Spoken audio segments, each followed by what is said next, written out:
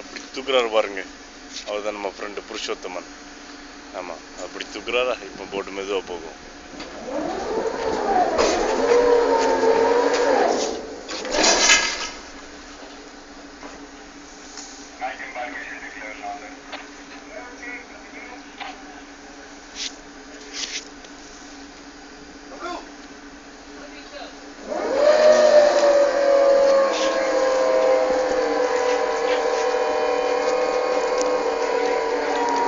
போட்டுக்குள்ள ஆள் இருக்காங்க.